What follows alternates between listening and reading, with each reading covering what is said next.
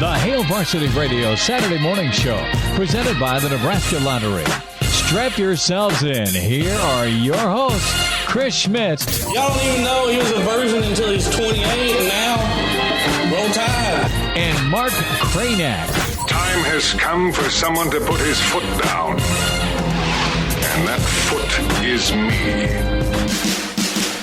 Welcome to it, weekend editions here. It's Hail Varsity Radio, presented by the Nebraska Lottery. Chris Schmidt, Mark Cranack, Elijah Herbal. You just spent the night. Hope you're doing all right. Get in with us this morning. Whole lot to get to with Nebraska football news. And can join us 466-3776, 466-3776, 800-825-5865. Find us on Twitter at Schmidt_radio, at Mark Skurs, at Herbal Essence for Elijah, and can email Chris at HailVarsity.com. Cranack, you've been busy. I've been busy. Man, it's just been one of them weeks. And it kicked off with the college football championship game, and a fraternity paddle was used on Ohio State. Saban wins number 7. And then the portal to or from hell was opened up, both doors, and it's been the free-for-all in college football. But Nebraska's got some great news with a number of sixth-year guys coming back to really solidify a defense that made strides in 2020. But we were talking a week ago this morning over a cup of coffee about what's going to happen with Wandale Robinson. You mean Gondale? Ooh, are you taking credit for that T-shirt? No, I am not. Okay, I did read that though, and that's pretty good. So yes, Wandale Robinson. Listen, Wandale was on with us, I think, during signing day and a couple of sit downs back when we were able to do interviews, in-person pressers, and just a great kid, tremendous player. Wish him well, in all honesty.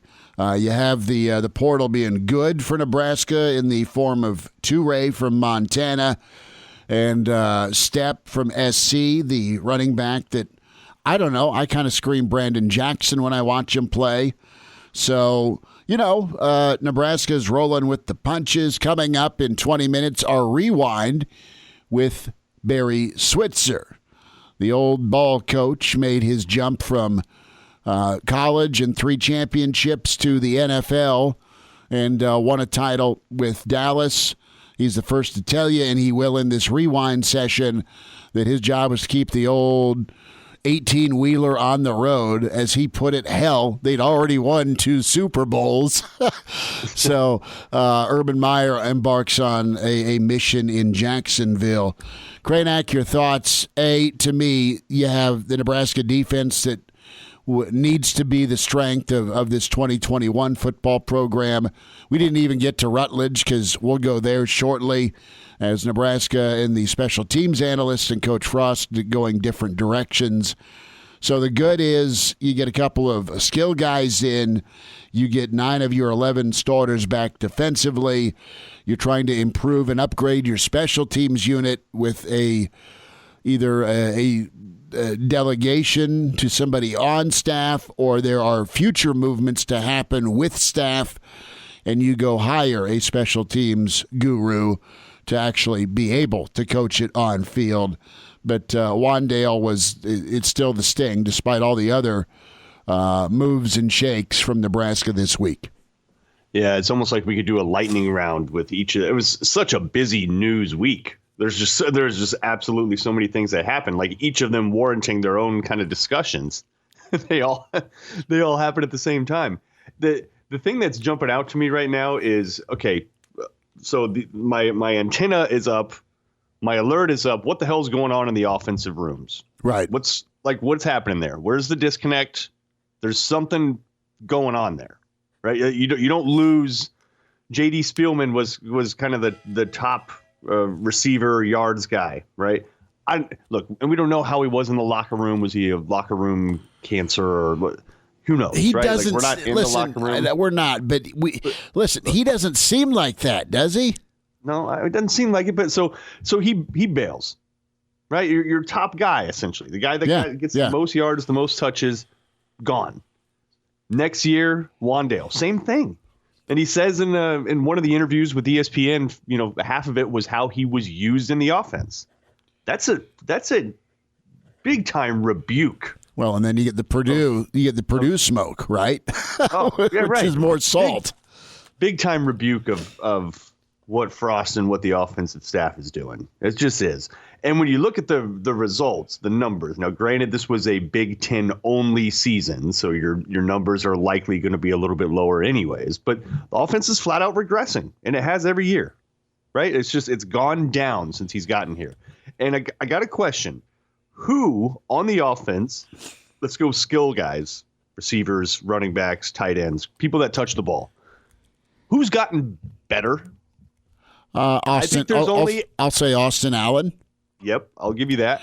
I will say, oh man, I think you could throw Martinez in that category. I think he got better this year. Yeah, that's a good call. After being benched, and the mother of all Jekyll and Hyde football games against Rutgers, right, where there's 3 turnovers in the first half. Here's great football play, downfield completion to Wandale, and just the offense kind of looking like you hope it looks like in 2021 with some downhill running, some play action, a nice mix of quarterback and I-back run game where both go over 100 yards. So the one guy I can circle that's like, okay, this guy's better is Austin Allen. Yep. I look at Juergens after his skill guys. We're talking ball just skill. Here. Okay, well that's ball carriers. That's it. Or receivers. Yeah, that's right. it. That's it. And Wandale. I mean, Wandale got better from his freshman year. He kind of looked the same to me. Which was fine, by the way. He didn't have to get a lot better. But what I'm saying is, you're not seeing now. When I asked that same question on defense, you can name a bunch. You can name a bunch of dudes. You're going to rattle a bunch off because it's clear. You can see it. You can see the improvement. You're not seeing that on offense. Why not? That offense is supposed to be the thing that drives this program. It's your head coach's specialty. There's something going on there. There's people bailing. And don't put it past. And look, because of portal season, I feel a little better about saying this than normal. But don't count out McCaffrey. No, that's the next bullet point on this long list of bullet points for this week in 2021 is who's next? Who's next to leave? Who's next to come to Lincoln? Real quick, Elijah, you wanted to jump in? Yeah, Mark, I just got the question for you of the thing people say is if they don't want to be here, then they shouldn't be here. They should be somewhere where they want to be because they're not going to be putting in their best effort. So can you take any silver lining from these guys leave? I mean, with Wandale leaving, he seemed like the focal point of the offense, but maybe it's a silver lining that they can spread the ball around a little bit more. I'm trying to figure it out. Offense was scoring 23 a game, right? So the arrow has got to go up. Not down, not sideways, because you're allowing about 28.5. You're scoring 23. As many math courses as I took at UNL, retook. I know that is a lot of one-score losses. Okay, and so what is going on with the? Here's what I believe. Here's what I believe with the offense. I believe you've got a lot of cooks in the kitchen. I believe you've got your quarterback coach and your head coach that are kind of on one page.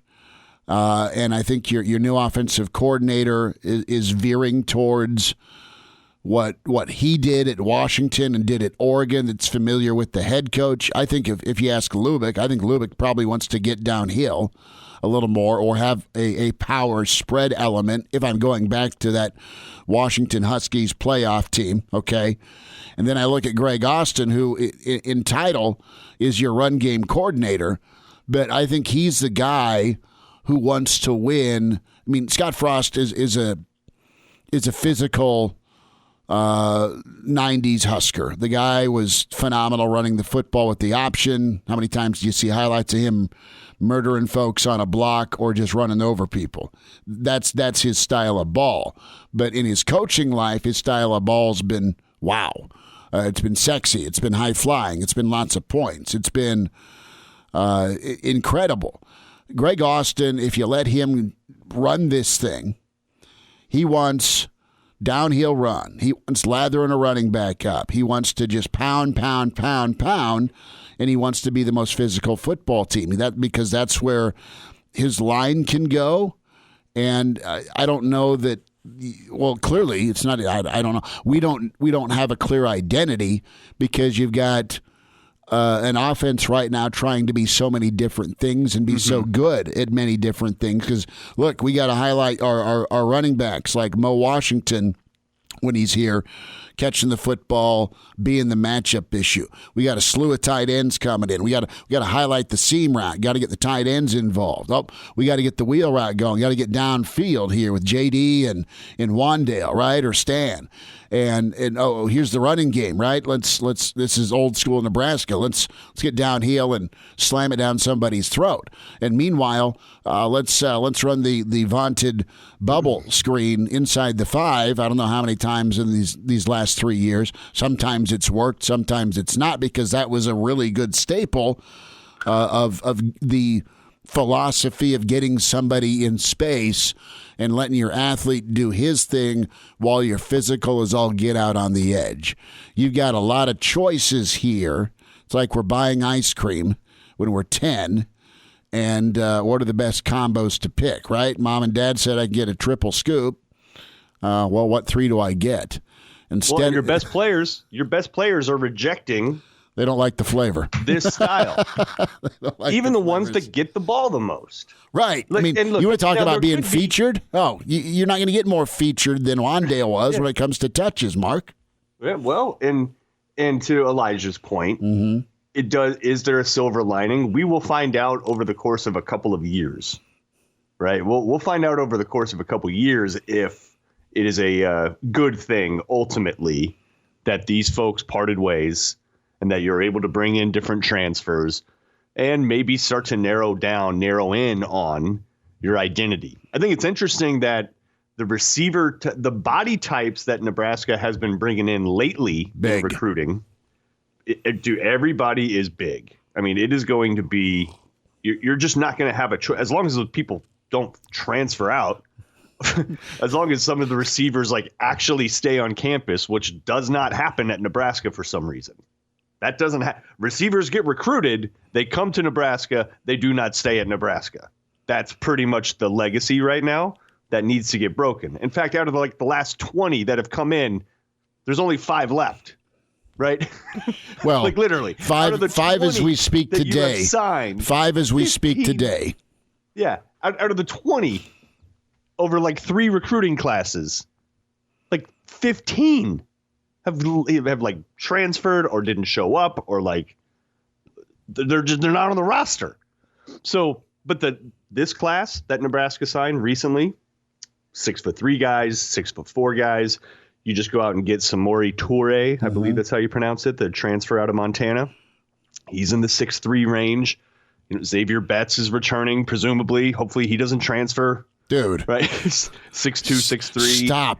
Just because they're on the roster doesn't mean they're going to be off the roster as bad as it's been. Sorry, man.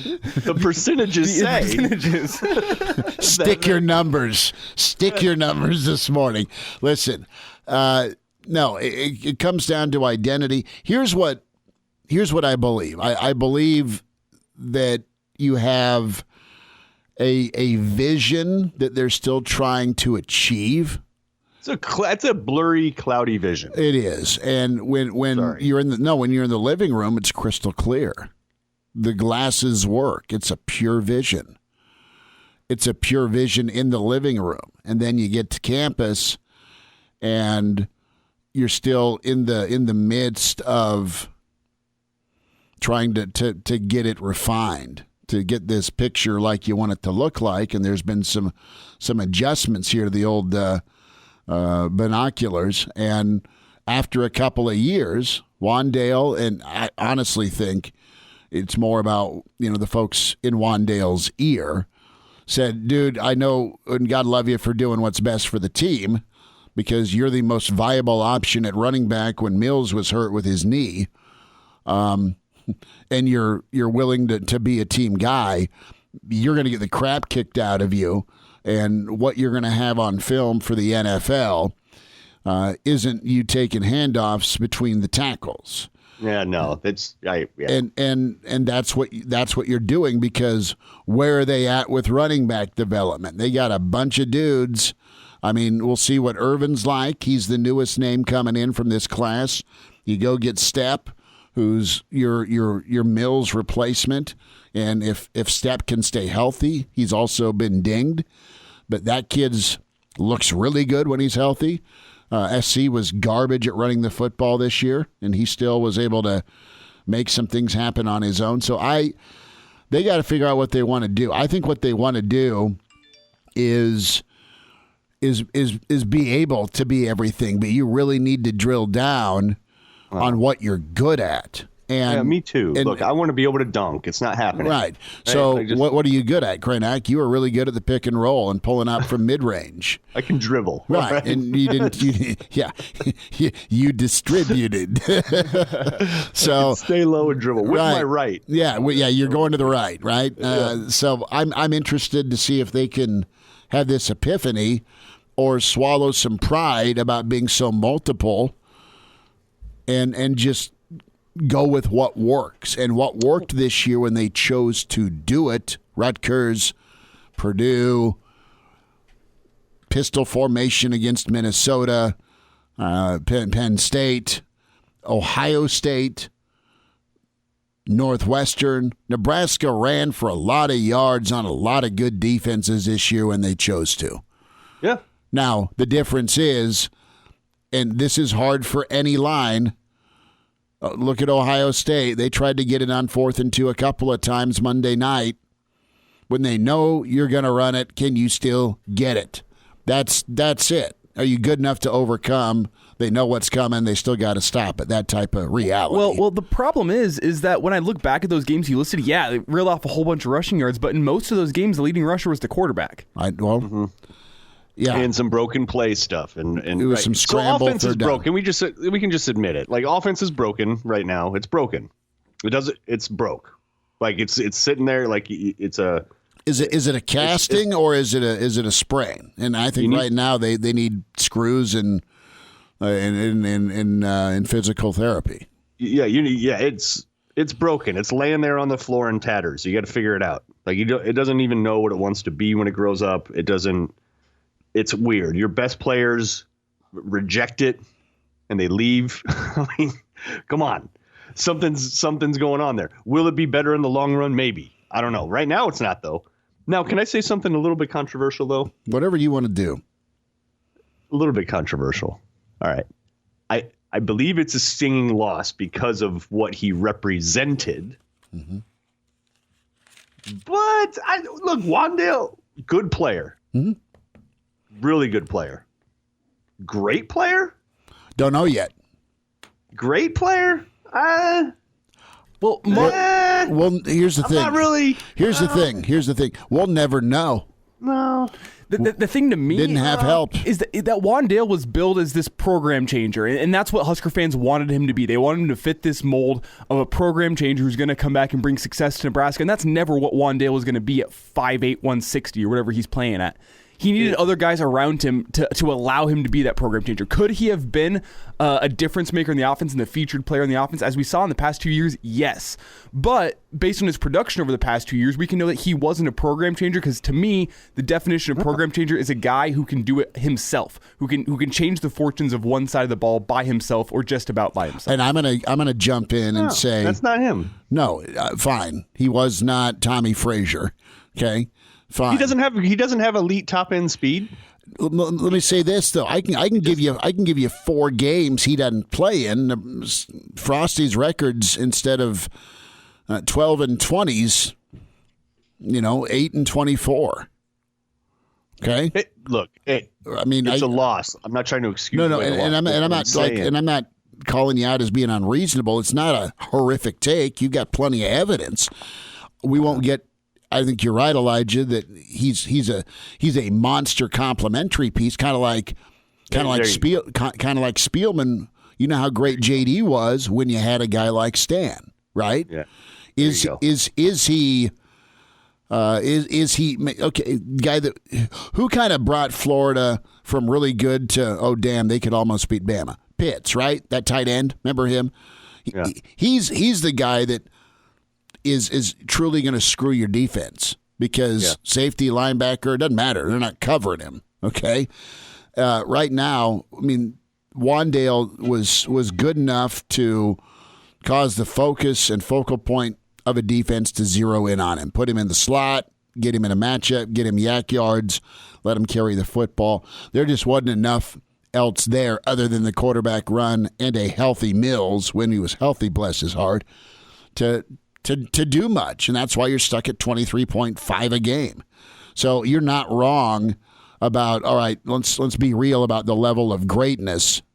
Yeah, it's just and it's not coming out as bitter, pissed Husker fan. Spilled milk here. Oh well, he's gone, so we're gonna blast him on it. No, that's not it at all. He's really good, and he could have been incredible. But the Mo Washington loss is bigger to me.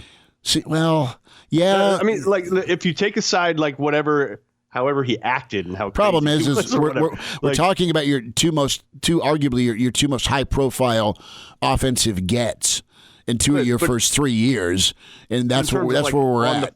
But in terms of like on the field, I know. Washington has that elite top end speed, and he was deadly when he had his head together.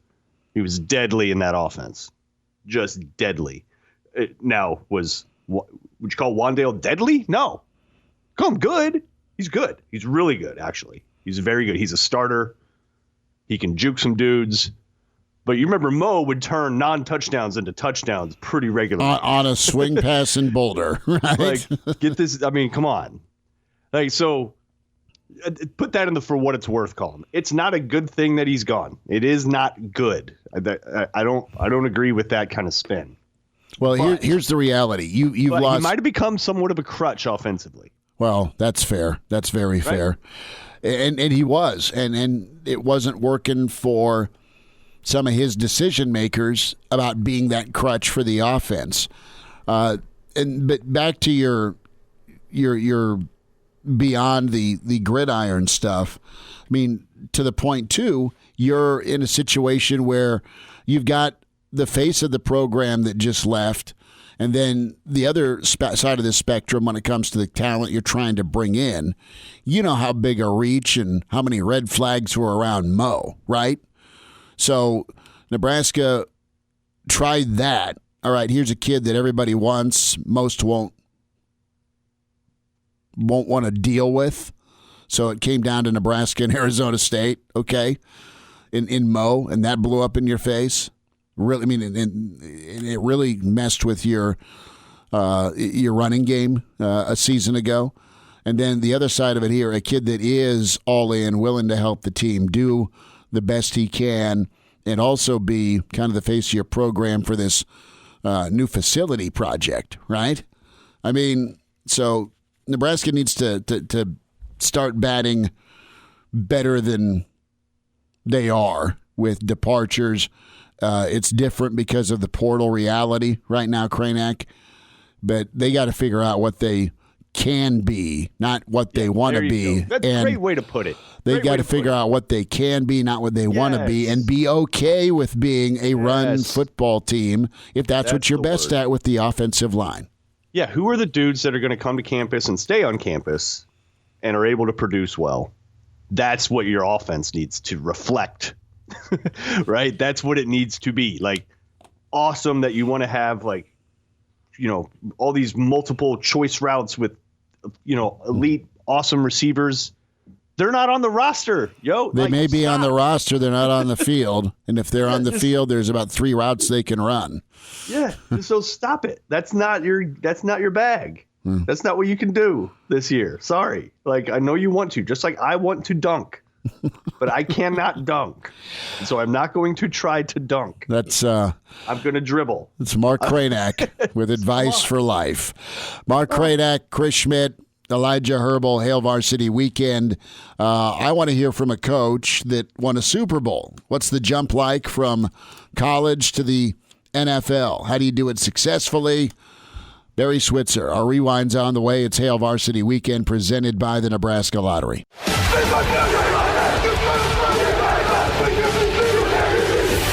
back with Hail Varsity Radio, presented by the Nebraska Lottery with Chris Schmidt and Mark Cranack.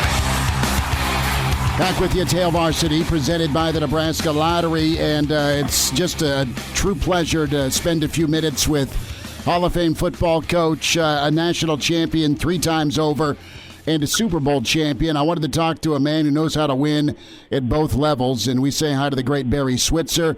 Coach, happy Friday. Nice to spend a few minutes with you. How are you today? Chris, I'm doing fine. It's good to always talk with you guys. I was actually out for dinner last night. As I told you before we started the show, I've tested negative every time, bunch of tests, and I finally got my shot this past week, and I'll be waiting to hit Moderna, and I'll be getting the final one at the end of the month. But now I'm doing fine. I'm glad I got to this point, and I'm worried about this stuff. And I hibernated pretty good. I hung around here pretty close to the house with my dogs and Becky and I. Mm-hmm. So we've, at my age, I didn't want to take it on and fight it. I promise you. Well, but I'm pleased. Well, I'm glad you're doing well, and yeah, you just got to be absolutely so cautious with this, and we're glad you're in good health. And I'm you're my German Shepherd guy. You bet. I reached out to you about getting one, and they're awesome. And Gertie's anxious. Gertie's anxious to watch Nebraska and Oklahoma play football again this fall. Well, let's hope so. September, it's kind of neat. What's neat about that too, Chris, is that we're going to unveil in our Heisman Park. We have the 7 Heisman winners, and we're going to unveil a Selman Brothers statue because it's unique. The Selman Brothers in the 70s, when a Selman played at Oklahoma, we were 54-3-1, and 2 national championships. We were a dominant team in that period, and I've always wanted that statue. I've politicized for it. I've promoted it. I've fought for it, and we're going to get it, and we're going to place it by the stadium over near the Heisman Park, and it'll be a heroic statue, huge face with the 3 brothers on obviously in their pads and all. Their families picking the picture out. They want to depict the brothers there lined up. But anyway, I'm excited about that. At dinner last night, I was really interesting, Chris. A guy lives in Norman says he is a Nebraska fan. He came over to me. He moved here several years ago, many years ago, and he was giving me a little trivia, and I had never heard this.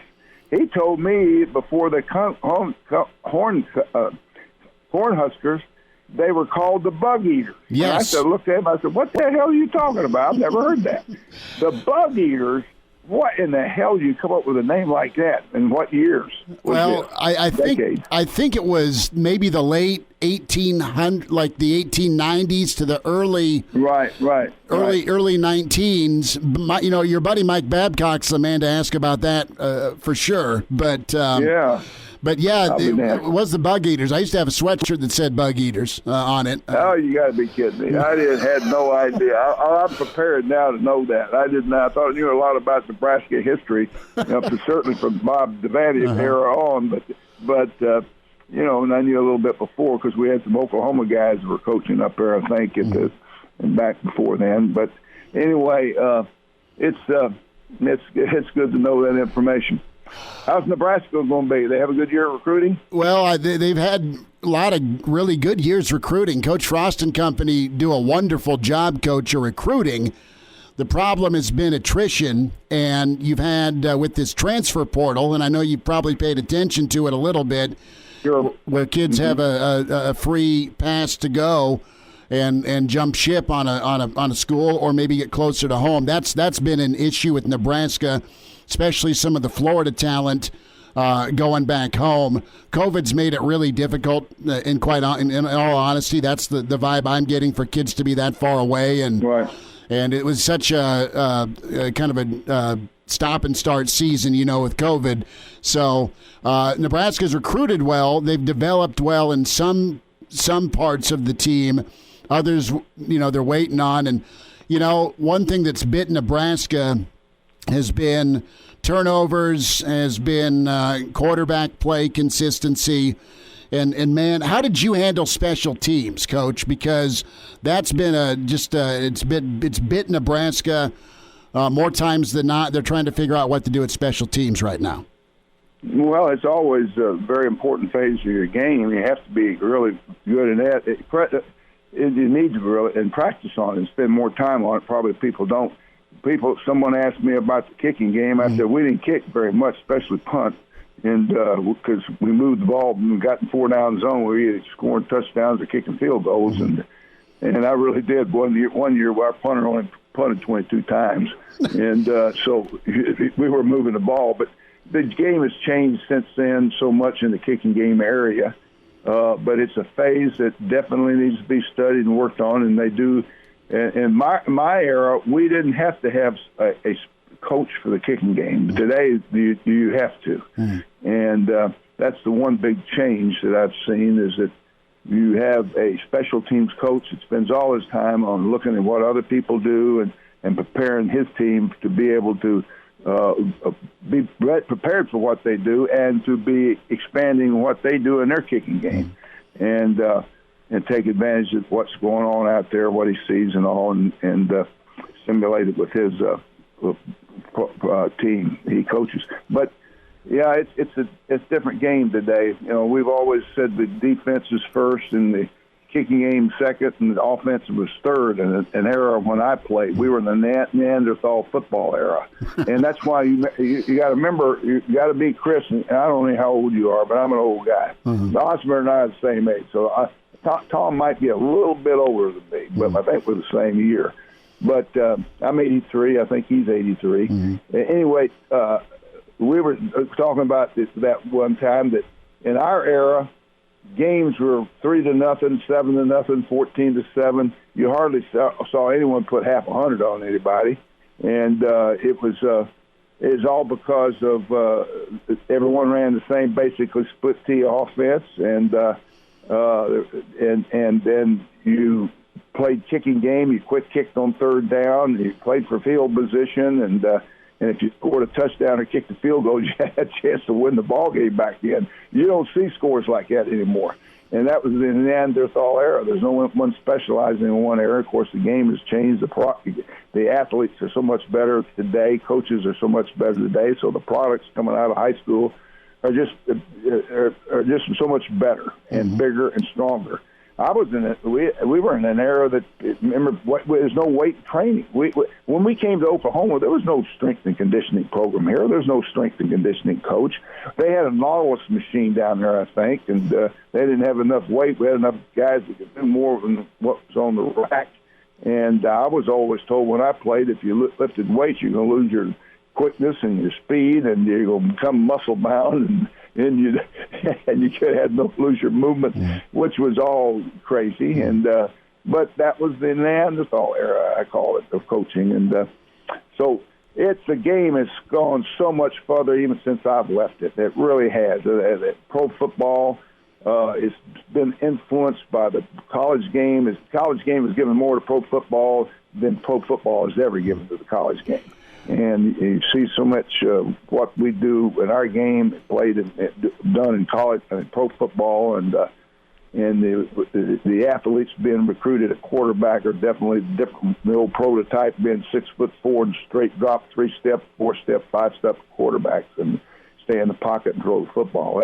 That era is over with, and the college game gave it to them. So, so much has changed, and I still believe in the option game. I believe in a great you take Tom Osborne's offense of the 90s, I really believe you could go win national championships doing that because he had a great north-south running game, play action passing game, and he added the option game to it. He was able to attack the perimeter of any defense running the option because he got quarterbacks who could do that, and they worked it into their scheme. So that's the one thing I didn't have in my option game. I had a great option game. I could attack the corner of any defense and move the ball, and we had great yardage production. We averaged 472 yards a game per game rushing.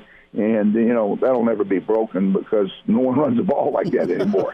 But the thing about it is that I didn't have the north-south great rushing game Nebraska had because they were in the high offense. And they were able to attack you that way. And on the perimeter, they ran the option, and they play-action passes were great. So, it was a great offense he had in playbook. And I believe that playbook would work today, but no one will do it, But anyway, Barry Switzer's with us on Hail Varsity Radio. Coach, didn't mean to interrupt. Wanted to get your thoughts on Urban Meyer. Do you know Urban well? Have you spent any time around him? I've met Urban a couple. I've been on a couple. The Nike team. I was always on the Nike family, and I always look forward to that in February and March, going on the cruise or somewhere east or west around the United States, Western Hemisphere with the Nike people, and they took about 30 of the top programs in the. We were the first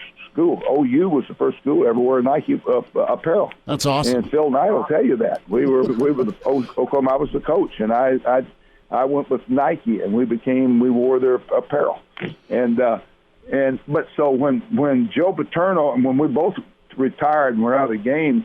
They invited Joe, and then Joe passed. They invited Sue and her daughters, and me and Becky. We were invited to go about 5-6 years in a row as legendary coaches on the cruises with the Nike family. So I got to meet him then, even though he wasn't coaching when I was coaching. I got the chance to meet Urban there, and of course know his story at all. Him taking the Jacksonville job, he stepped into a situation. It's all nothing. The arrow's pointing up because there's nothing pointing down because that program's never been anywhere really. And so, if you will take a job, you take one that's been at the bottom, and because everything's in front of you. What was your biggest challenge? With taking the Dallas job, were you excited for the opportunity, or did you have to be talked into it by Jerry? Well, I want to tell you. I want you to think about this, Chris. A lot of people don't think about it, and think what I had the challenge I took on. I probably had the toughest situation of any coach because I didn't get to bring a staff. I didn't hire anybody. I didn't bring the people that believed in me and I believed in them to be able to come as a staff. I wasn't able to put a staff. I had to inherit a staff. I didn't know any of them. They didn't know me. I didn't know what their hidden agendas would be, who's going to be loyal, who I can work with, who I can't work with. And I had to integrate myself in there and make it work. There's no need to change anything. They've won 2 straight Super Bowls. My job is to keep it in the middle of the road and keep it going down the highway, and Jerry and I discussed that. So I got to hire a couple of coaches along the way, but that's what I walked into. I'm the only one that got off the bus in Dallas. And so my job was to keep it where it was, and it's totally different than any coach taking. Urban's going to be able to put his own staff and his own people around him. He's going to hire his own. Most coaches do that when they take a job. They have a free reign at that. But I didn't. Jerry Jones, I happened to have coached at Arkansas. I happened to have a great relationship since he was a teenager. He hired me because he knew I would be loyal to him, that I could work with him. And he knew that he had confidence in my abilities and talents to work with people. And that was my job, to keep it going. And it wasn't coming there and, to build something, because they'd already built. Hell, they had Troy Aikman, Emmett Smith, Michael Urban. They had all the pieces put together pretty good. But let's continue. And you know what? People said, well, hell, you had it all there. You had Jimmy Johnson's team and all that. And I said, well, I could have lost. But I didn't. I won. Yeah, you got a Super Bowl. That was my job, so I did my job. And I always said, I gave Jerry and Jimmy that credit. I always said it was Jerry and Jimmy's team they put together. And I said, but I could have lost when they didn't. And I ended up having the best winning percentage of any coach the Cowboys. And it's because those guys had put a good team together, and I didn't screw it up, and I won with them. And probably should have won 2 Super Bowls. Probably should have won it my first year, because we were down 21-0 the first 5 minutes against San Francisco because of interceptions and fumbles and turnovers in the first 3 possessions we had. But anyway, it was a good experience. I liked it, but it's totally different from any other coach's experience. No one had to do what I had to do. Barry Switzer's with us on Hail Varsity. Coach, in your opinion, when college guys make the jump to the NFL, why doesn't it work out? And it's not just one thing, but what's a common reason a college guy can't get it done in the NFL? No, that's bullshit. Half the damn coaches more of the coaches in pro football now coached in college, and they really have assistant coaches, a lot of head coaches. They're all coached in college, and I laugh at that. I hoo-ha to that stuff. College coaches, if you get you get in there, you all get to draft in the first and second, third round. They all have got talent. Every team has got talent.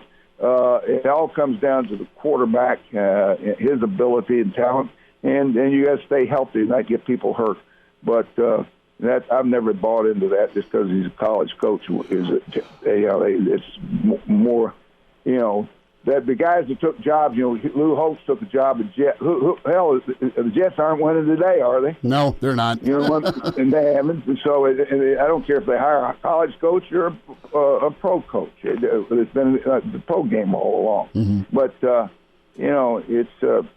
we know he's a good coach. There's been many of them. But Mike Zimmer, I gave him his first job. Mike Zimmer was with me at Dallas. Yeah, I hired. He's one of my hires. Only I had about 2 or 3 hires. He was one of them, and hell, he went on into pro football, and he's done well. There's a lot of guys that done it, but anyway, we'll see. Urban has got, but like I said, if you're going to take a job and you got the first pick and they've never had any success. Jacksonville's a young team, and they haven't had. I mean, the eras played, the years played, it's nothing but the era pointing up for him. Coach, before we say goodbye, my brother-in-law has got a big old RV, and we're taking it down with some Nebraska fans for the Oklahoma game. Would we be able to buy? Would we be able to buy a case of Switzer vineyard wine from you, my friend? I can arrange that. You betcha I can, and I'll get you at half price. I promise. I will.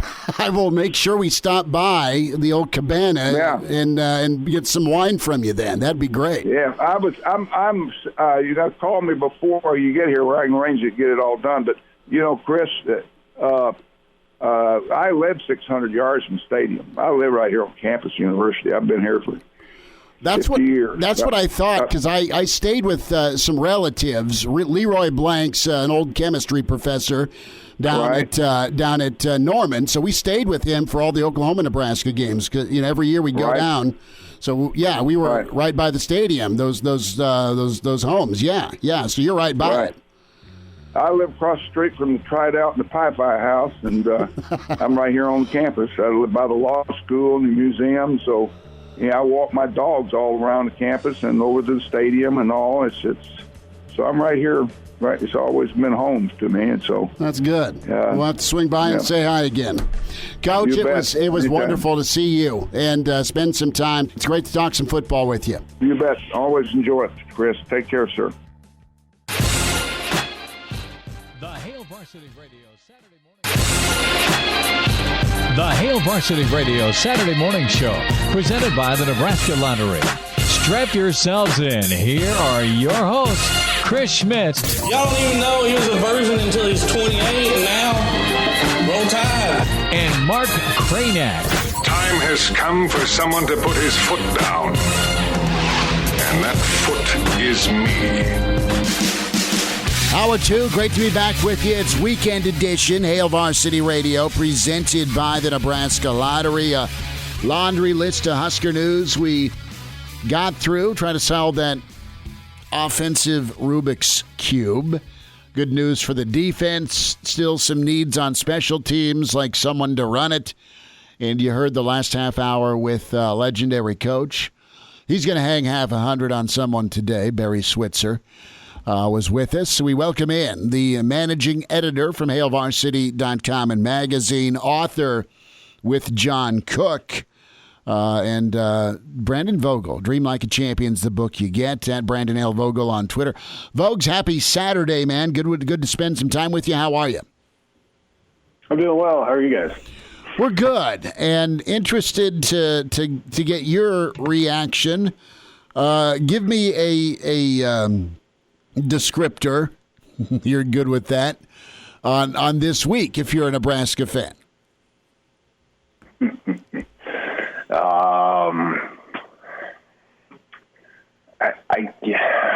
I want the first word that comes to mind is chaotic, but I don't even know if it is. Like, this is kind of I don't know if. I didn't know it was going to be this week, but this is sort of the January I set myself up for.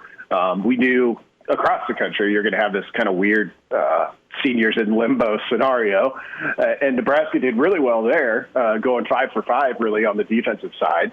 And then the rumor mill, of course, really starts to churn this time of year too. I mean, this is when teams make changes, and you lose Wandale. I think Dedrick Mills going to the NFL wasn't a big surprise to me. So it all just kind of underscored, I think, where Nebraska is actually at right now, which is definitely still in progress. That might be the kindest way to put it.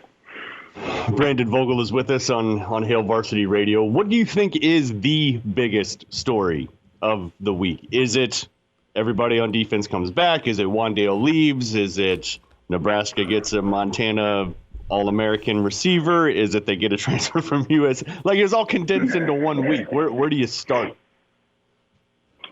Yeah, I would probably go the defense first. I mean, you look at those are their top 4 tacklers, and they had potential to lose all of them. And as someone who kind of looks at things, particularly this time of year, through a returning production standpoint, like getting that share of tackles and pass breakups and tackles for loss back changes kind of what you would expect for next year's defensive unit. So there's that. I think Wandale probably has to be second on that list. The combination of Wandale and Mills, because you got the opposite end of that deal, in that you lost a big chunk of your returning receiving yards, and the chunk wasn't as big, but he was kind of their top guy. Same for rushing yards. So that changes in the same way. That changes what you'd realistically expect for the offense. So it's probably those two.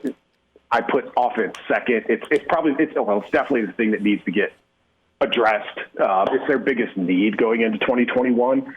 But the transfers do sort of help. They just they present a little bit of a back problem of how do you account for those transfers that come in, because you can't just weight them the same as getting a Wandale Robinson back. Okay, look, can we let's stay with this the defense part real quick. When you mentioned it changes what you would expect, and so that's both like a kind of like intellectually, yes, that changes. What about numbers wise? What does that portend? You're looking at a defense that finished 50th overall in total defense. That's not the only measure. They were 66th in third down conversion percentage. So by no means was this an elite defense, but an improved one. How much of a jump, based on the numbers, based on historical data, all of that, could you reasonably expect if it was sort of an average jump based on what they have coming back? What kind of defense are we looking at here? Yeah, I've been in the process of putting together those returning production numbers for all of the Big Ten, because we'll need those for the Hail Varsity yearbook eventually, and it is still in progress. So I don't have a final number, but with those top 4 tacklers coming back, like Nebraska is going to be in the range of, I'm going to guess, 75 to 80% returning production on defense, and that's good. So at that stage, you're looking at probably 2 out of 3 times that defense probably improves by 2 or 3 points per game. It's not a guarantee that it happens, of course, but that's kind of the loose math on that. You mentioned some of those numbers. ESPN's SP Plus had Nebraska 37th defensively. Big difference there is it kind of adjusts. Well, it doesn't kind of. It does adjust for opponent. And against a conference-only schedule, that changes things. So there was some good progress there. And as you mentioned, you get a little more dialed in and detailed. You can look at, okay, well, third down for a lot of the time this year wasn't great. But yeah, probably 2 to 3 points, I think, would be a fair expectation, depending on how the rest of this offseason shakes out. Nebraska's going to return most of what it had defensively, and they've really made some slight gains each year on that side of the ball. Vogues, I'm going to take this a step further. We're going to go from we've made the progression from the 3 feet deep in the pool to about 5.5 foot. Now we're going to get into 8 foot. Where can this defense go if they get somebody off the edge? Right? I mean, we've seen Doman do really nice things, specifically on some short yardage situations on third down. He's been incredible. But what are we talking about if Nebraska has a guy like Tanner Pop or Nico Pop, or God forbid they hit a grand slam in the transfer portal with an outside backer that's a sack artist? What then happens with this defense? Well, I think you could expect them to take another at least small step based on that alone. One of the interesting things about this 2020 defense is that the first two defenses, so 2018 and 2019, had been really high kind of havoc rate defense. Mm-hmm. They were disruptive. They'd give up yards, but they'd break up a lot of passes. And even though it didn't feel like it a lot of the time, they actually did pretty well in terms of tackles for loss. This 2020 unit was kind of more classically Big Ten. They kept the big plays down to a greater degree than they had before. So I think when you look towards 2021, one of the missing ingredients on that side of the ball is getting some more of those, getting some more pass breakups, which with 2 starting safeties, and I think there's going to be good competition in that room. Even with that being the case, you'd hope they could do that. They could do some more of that. More tackles for loss, which would include sacks, which takes you to your edge rusher. That would help. Just getting a little bit luckier. Nebraska recovered 2 out of 13 opponent fumbles, which is insane. You'd expect to have 6.5 out of that. So some of those things, and I don't know what you do about that other than, hey, hopefully the ball bounces a little bit different. But excuse me, that when I look at 2021 is kind of Nebraska's been good there before. Can they get back to that? And if they add that to the gains they made this year, well, then you've got something. Brandon Vogel is with us on Hail Varsity Radio. So also, as part of this ridiculous week of news, Nebraska parting ways with special teams analyst Jonathan Rutledge. He was the guy that was brought in from Auburn, did not, because of his role, not allowed to actually coach on the field. It appears, I saw some report that Nebraska has reposted that job, so a senior special teams analyst job. I'm going to verify that to make sure. But it looks like they're going that route again, that is true. Yeah, okay. As opposed to getting a full-time coach, they're going to go the analyst route again. What do you make of special teams, and what do you think just has to, if they're not going to change it structurally, how are you going to get better? Like, what needs to happen for the special teams not to be a liability? We had 2 more hours we've added to today's show. Special extended edition. Director's cut. This one was a little bit strange to me, this move, because was Nebraska's special teams where it wanted to be? No. But to go back to SP Plus again, which is just the overall efficiency rating, Nebraska was 127th in that a year ago. Jumped to 93rd or 91st this year, I think. So still not good, but you made progress. And I don't know, it was sort of interesting to see that analyst role pop back up. And of course, if other things shake out and whatever. You can always take down a job posting as well. But it seems to me that you kind of got to it, Mark, is structurally, I think you just need somebody who can own this from, nose to tail, essentially. Place kicking's place kicking. Like, if you got a good place kicker, things can look okay. And Nebraska got a good place kicker, largely Jonathan Rutledge. Credit to him on that with Connor Culp, and that part of it looked fine. Punter is a little bit, I think, down to, well, how good is your punter? But also they're trying to do more directional stuff there too. So there's a little bit of execution part of it there. Kickoff return is a little bit of a philosophical problem with the rules in place. Like, do you just take it at the 25 every time? Do you have a guy back there you think you can do? That's one where I think you need a singular voice to say, this is how I want to do it. And then, kickoff is a little bit like that too. And we saw Nebraska get pretty strategy heavy, I guess, with some of those short and high kicks and who they used that against and who they didn't. So it all, to me, kind of leads to, you need somebody who's like, this is what I do. This is my expertise. Here's why I think the way that I do. And I don't know if they have that. And if they end up going the analyst route again, you can still get there. An analyst can do that.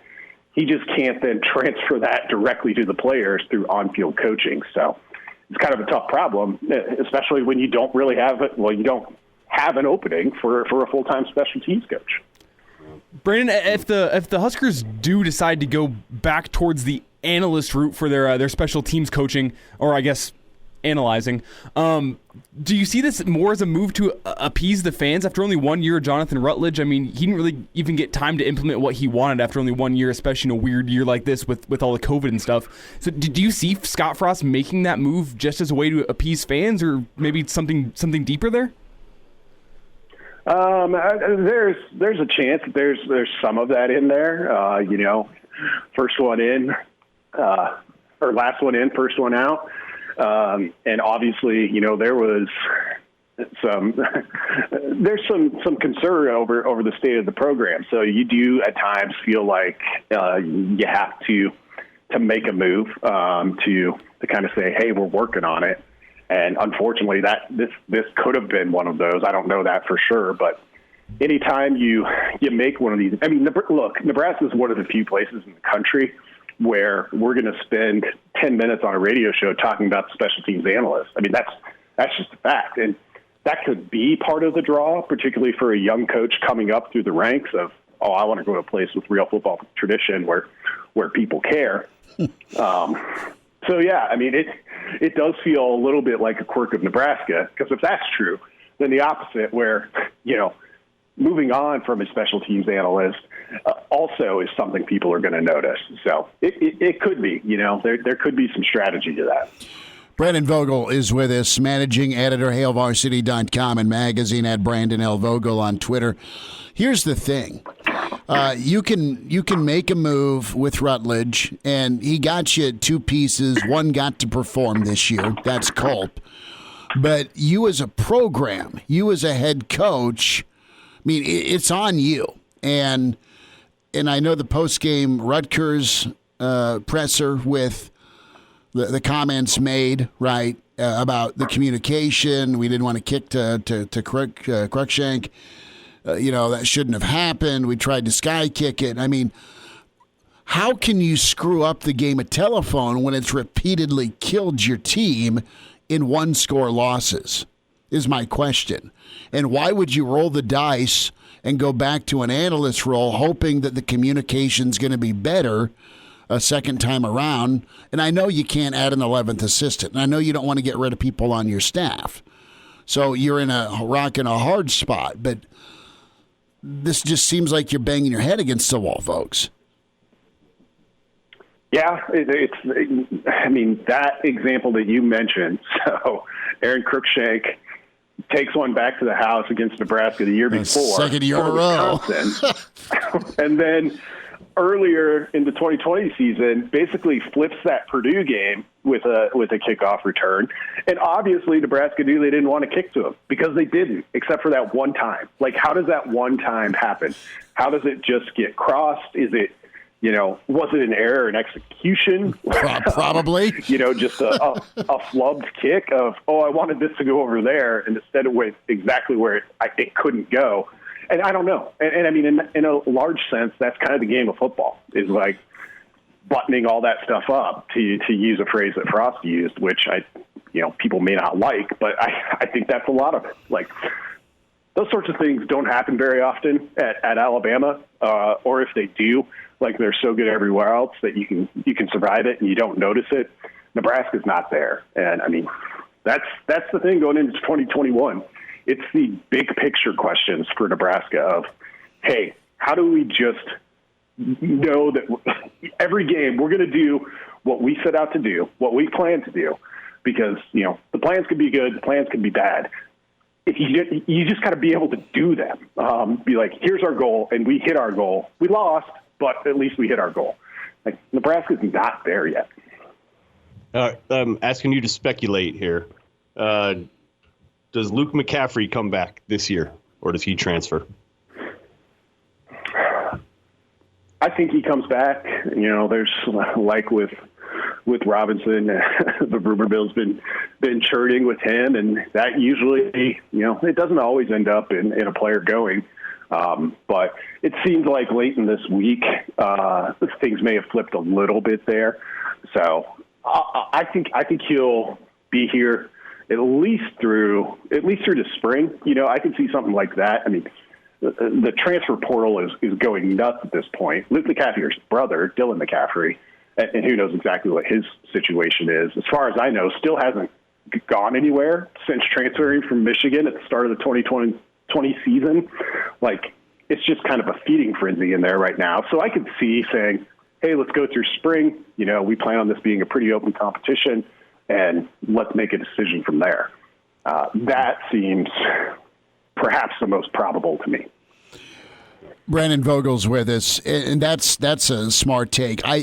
If you're McCaffrey and you are sure you're a quarterback, okay, at least give spring competition another shot, right? The one thing we know is there's been inconsistency at quarterback play, and go see if you can't take care of it, and make the coaches think about it again. And force their hand.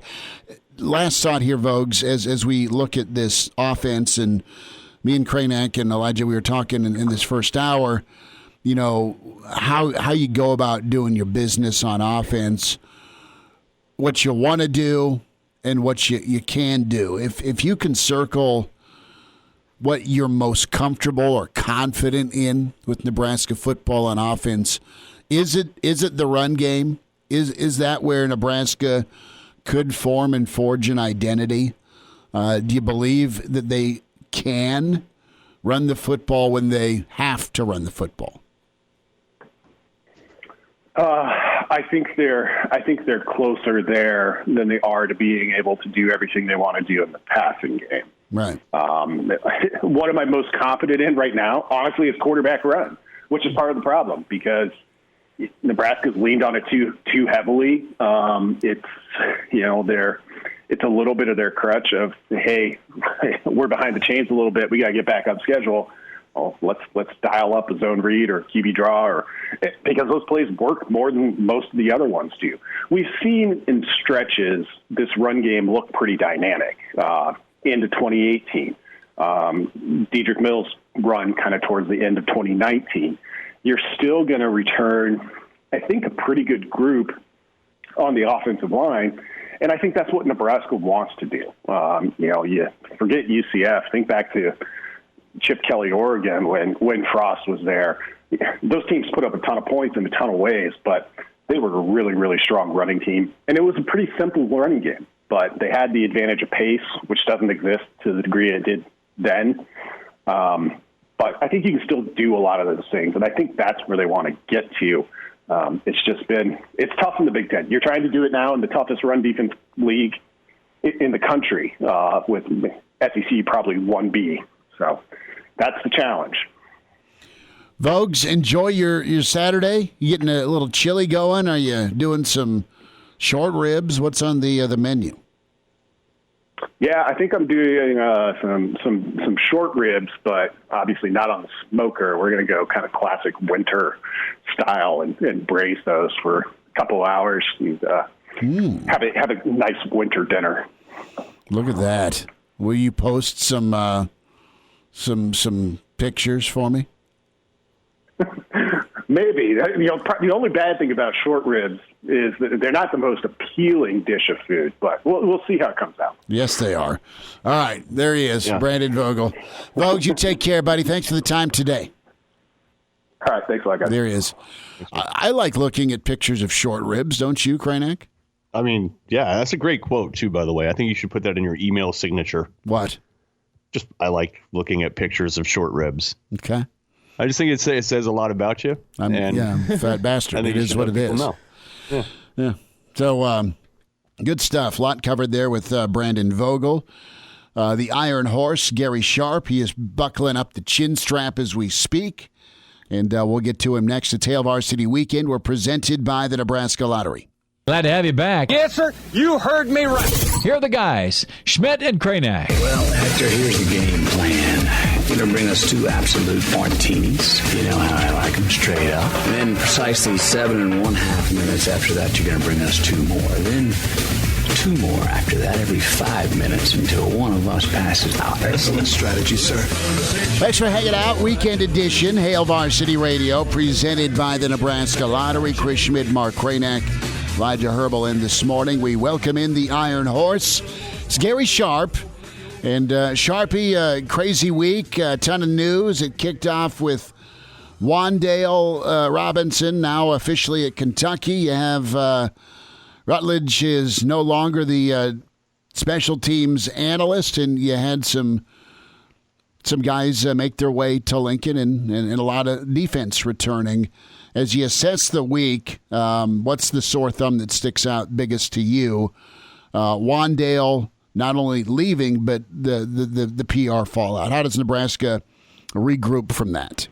First of all, good morning, guys. It was for all of us that are in this business and have a program to follow. It was like a post-Christmas gift. The optics, when you have a guy like Wandale Robinson, who you won a battle for. Remember, you flipped him from Kentucky, and his first 2 years, when he was good, he was really good, but it was almost, I think, at times a hindrance to Nebraska's offense because he was so versatile that you could use him as a running back instead of what you brought him to Nebraska to do. And the optics when you're 12-20 and one of your most dynamic players leaves is never a good thing. But immediately I said it's more than football. I don't believe about the offense. Now, was he upset that he was used more at running back? Yes, but I also think he is a team guy. And, he'll go anywhere to play to help you win. I think at the end of the day, his heart was in Kentucky, and that's where he wanted to go. And, of course, as close as he is with his mother and her health issues, he's the soul of your program. You built a campaign around him. I think it's kind of awkward that you went from the 24th and 25th of December, he was a big part of your social media, to January 12th, he's out of your program. And prior to that, his dad and his personal trainer had met with the head coach.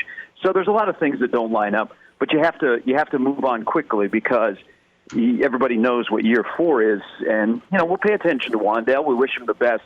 I think this is more than football decision. Yeah, and so Nebraska replaces that.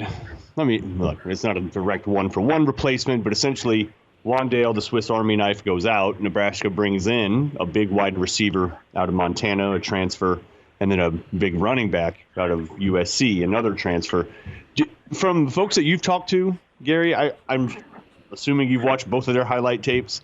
But what's a comp for each of those guys? Like who's a comparison for Torre of somebody we might recognize? Who's a comparison for Marquise Stepp? Well, okay, let's start with Stepp. I think Stepp is Dedrick Mills, but a tad bit slower. A north-south Big Ten running back that in the month of November, you just hand him the ball over and over and over. I don't think Stepp is running back 1. I think he's just another addition to the running back room. On the other side, I think Torre is a huge pickup for Nebraska. I think he is an NFL type guy. You know, this is a way reach because the guy has been in the NFL, is actually still in the NFL. But I saw him and immediately thought of Des Bryant. You know, in terms of size and route running and good hands, I think he is going to be a huge pickup for Nebraska because he is a legit NFL prospect. He's a big-bodied wide receiver. He's also a guy that appears in all the tape that I've watched from Montana is he can go up and get the football. Okay, he's not going to he's not going to lose a lot of those 50-50 battles. But I think he's got really good route running skills. He's got a good football IQ, and he's coming here to use Nebraska for 1 year to bump to the NFL. And so the onus is on Matt Lubick. Okay, you got a guy that could be going to the NFL.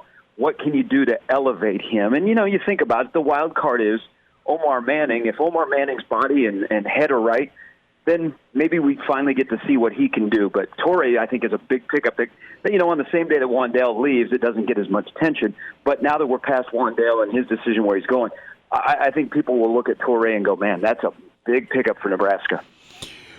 Gary Sharp's with us, the Iron Horse, Hail Varsity Radio. Sharpie, take me through.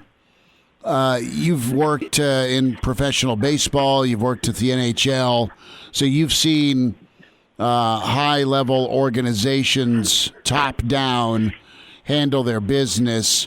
When it comes to the flow chart here of communication, if Nebraska goes back to the analyst role, and that's what they stick with for special teams, and we were asking Vogel about this, I want to get your take when it comes to, you know, running this place like a business.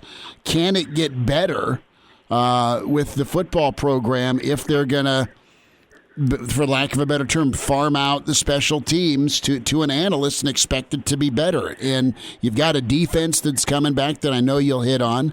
You got an offense that we're question marks about, and you need that other phase of the third phase in football to really be a rock star for you to complement your defense and your offense for 2021.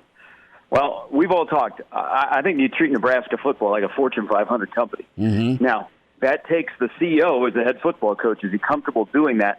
But it's a Fortune 500 company that needs to be run like a business. And when you are limited in terms of the board of directors, let's say, of full-time assistant coaches, you got to figure out who's the best for their particular field that they're in charge of. I think when you've gone 2 straight years where it has not worked out in special teams, and, you know, Jonathan Rutledge, I mean, he had, there was a lot, I wish we would have gotten to know him a little bit better because he has a very interesting background, and he walked into a tough situation. He comes, he's brand new, he doesn't know any of the personnel. He has a punter right before the season who, Daniel Cerny, was going to be the punter for Nebraska, got injured. That punting was not very good. It was 95th in the country. But you have a brand-new face on that staff who can't be on the board of directors, and he can't have close contact with the players that he's trying to figure out, okay, can you do this, this, and this? And then once you get into the season and how it was a stop and a start, you're scrambling to get guys coached up on offense and defense.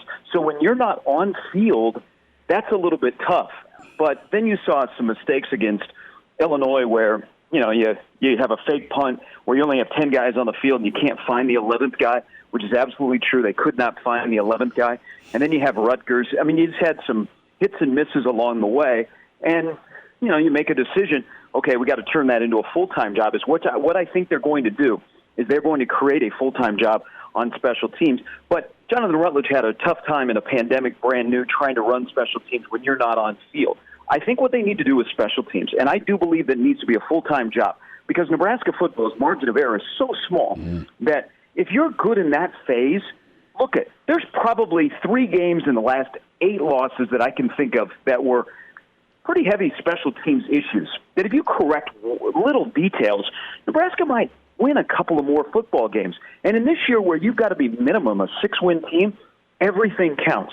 So I say go to a full-time job, find the right person to run special teams. Everybody is still involved, but there's one main guy, and make it a badge of honor to play special teams. Hey, man, I'm on the kickoff coverage team. I get to go down and blast guys. Really? How do I get on that unit? Make it a big deal. Like the good units at Nebraska, like Bo Pelini's unit his last year, some of course, some of Tom Osborne's best teams had great special teams units. Make it a badge of honor. But I think make it a full-time position and you work on it. But here's the thing. You got a head coach who is so invested in his offense, that pays so much attention to his offense. He probably needs to be more involved with special teams. So if you are on special teams, you know that the head coach is overlooking you, and, man, you don't want to let him down. Gary Sharp was with us on Hail Varsity Radio, and yesterday, now it could be just an automated thing, but the university has reposted that position as a senior special teams analyst. Of course, that can change. You could lose a staff member, another staff member could move on, but that it looks like they're going with what they had, that same arrangement as last year. So if that happens, Gary, because I agree, it seems like it's worthy enough of just having it on somebody. Look, it was on, back in the day, it was on Dan Young. Mm-hmm. Like he was an assistant offensive line coach, but he was special teams, and that was his thing. There was a similar arrangement with Joe Von DeWitt here recently. He was the special teams guy. Didn't do a great job with it, but it was on him.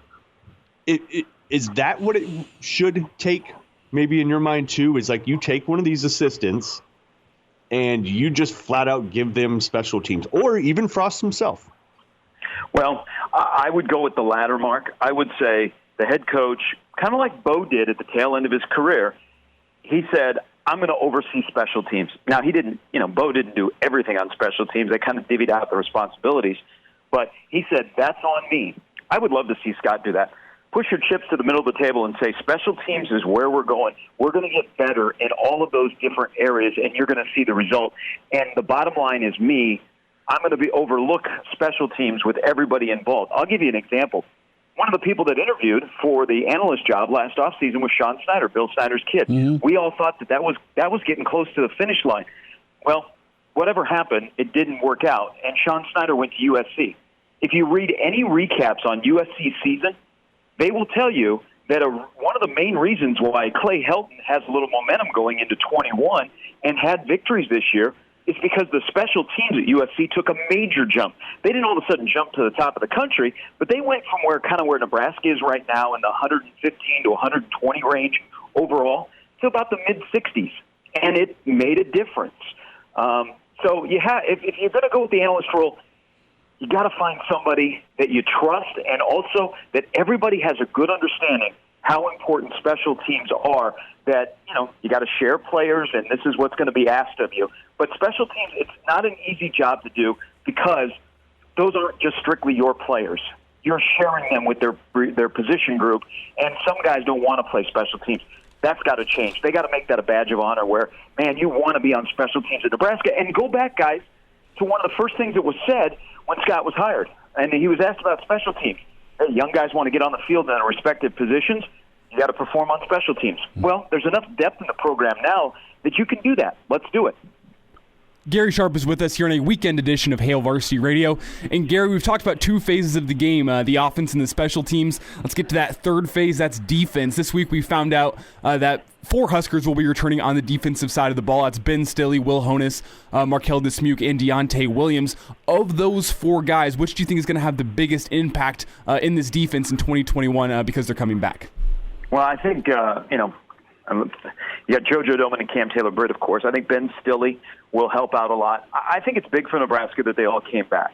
And I know, kind of where the temperature is in Nebraska football. You want to say, well, they must like Chenander more than like Frost. Look at those guys that came back. Well, I think the defensive guys, the NFL wasn't knocking down their door to say, hey, come to the league. So they're thinking, why not come back and play one more season? We felt good at the tail end of the season. We liked the coaches we playing for. We liked that defensive side of the ball. We got good chemistry over there. I also think, guys, some of what went into the decision making, because some of them were a surprise. Some guys are a little bit older, and we're thinking, man, they've already got a house in Lincoln with a picket fence and 2.5 kids, and they got a nice portfolio. Minivan. They're not going to come back. I think, guys, also this played a factor in. If I'm a senior and I played this last football season, and it was a football season that I've never gone through in my entire life, I kind of felt like I was screwed out of the Nebraska football experience. The stadium wasn't packed. Saturdays weren't the same. It just wasn't right. It was different. And if I had the opportunity to come back and play one more year where I know we're going to be probably back to some sense of normalcy, where it looks like a normal Saturday in Lincoln and playing for Nebraska, yeah, I'm coming back. I think that also kind of factored in. But it's a shot in the arm for Nebraska. But as I tweeted out yesterday, it's great to get old and stay old, but for Nebraska to make the next step, and remember, they were about 7th in the Big Ten, so they got about a yard off per play. I think they got to get into the 4 or 5 range to start to move up in the West. This defense will be predicated success in 21 on the younger guys that make strides. Heinrich, Reimers, Daniels, Robinson, Rogers, Newsom, Gates, Clark, Farmer. Those guys that are behind these older guys, if they make strides, then this defense can really, really be pretty good. Gary Sharp with us on Hail Varsity Radio. Yeah, they should be, and you would totally hope that happens this year. But it's funny, too, Gary, because it's one of those things where it's like the defense was not – you couldn't call them great last year. Like they were improved. They were improved for sure. Do you expect them to move up into the upper echelon of the Big Ten defensively? Like, do you think that will actually happen? It's nice that they're all coming back, but they didn't put up incredible numbers last year, right? No, but I think in the definition mark of good defense these days, good defense is, let's say the other team gets the ball 9 times.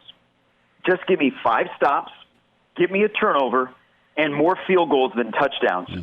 You got a head coach who wants this program to be all about offense and thinks that the offense is going to score 35. You just give up 31. We're good. Get us the ball back a couple of times. So I think our transition to what is good to great defense in Nebraska might need a new definition. But this defense, just because these guys are coming back, you're right. It doesn't all of a sudden go, wow, they're going to be dominant. They've got to get better.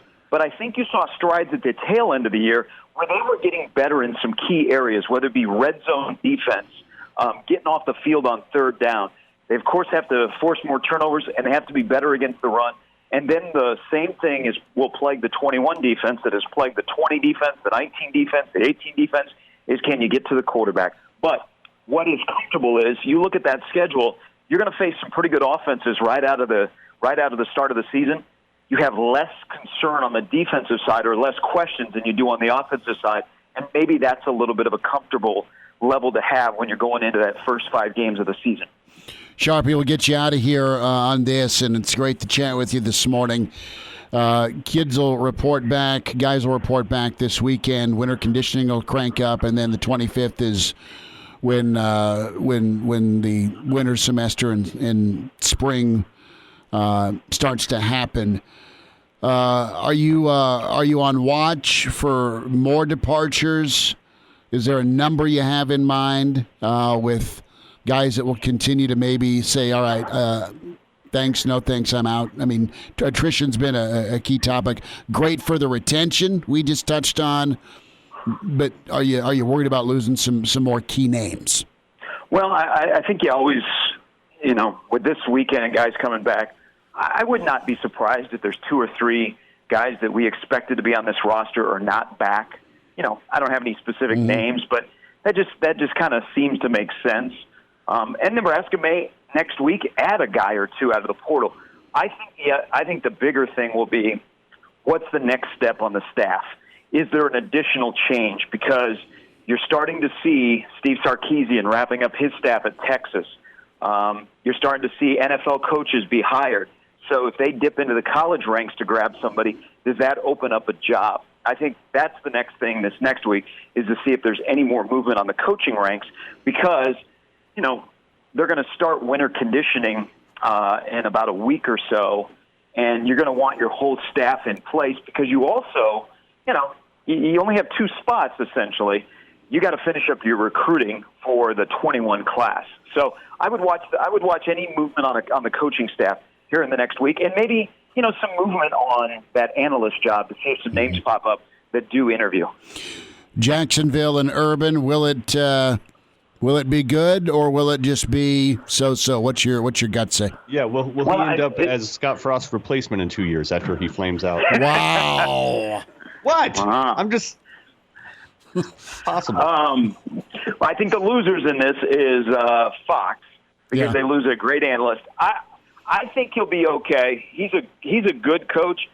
I think okay is good enough right now for Jacksonville. They made a hire to make themselves relevant and to sell tickets, and they've pushed all their chips onto Urban Meyer. I think he'll put together a really good staff.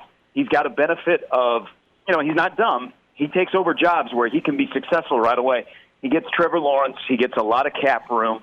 Not a bad roster on the offensive side of the football. I think he'll be okay in a division which, guys, is not extremely difficult because Houston's a mess, and you have Indianapolis and Tennessee that are the most stable. So I was surprised that he took the job, but when you look at how it lined up of what it gave him to be successful, it fits everything that Urban Meyer has done in his career, from Bowling Green to Utah, Utah to Florida, Florida to Ohio State. Gary Sharp. Sharpie, have good calls this weekend. Thanks for the time. Yay or nay on the Chiefs cover? Nay. Okay. But they win. That's what I thought. Sharpie, take care, buddy. Thanks for the time. Thanks, guys. Gary Sharp with us, the Iron Horse on Hail Varsity Radio. Look at you, Kranak. I mean, you pull the grenade pin. You don't even... You at least say, "Hey, look what's rolling down the hallway." As you, I don't think that's going to happen. But it's a big year for Frost. It really is. But before we go, I got to ask you. You keep on saying the Huskers have been posting this special teams analyst. Where are they posting this job as? LinkedIn? No, it's on the bulletin board in the hallway here. It's like the university website. Yeah. Like the official university website. So if you just Google UNL.edu. Can anyone just go apply? Well, I think but as good as you were at Southeast, brother. I don't think I stand a chance. Well, all you have to do in this role is be an analyst. Yeah. And I think we can all do that. I'll just send in some tape of me analyzing some special teams plays. Just me circling stuff and going, no. Coaching. Yeah, you don't have to do any actual coaching. So all you have to do is be like, well, according to my analysis, Scott, we suck. We need a You see that guy? punter. You see that guy that's returned it against you twice in his two-team Big Ten career? Don't kick to him. They can't recruit either, right? So you just be like, we need a punter that can. My analysis says we need a punter that can punt the ball far. Okay, where's my check? Kranak, be good. We'll talk to you next Saturday. Weekend editions wrapping now. We'll be back Monday at 4 on Hail Varsity. Take care.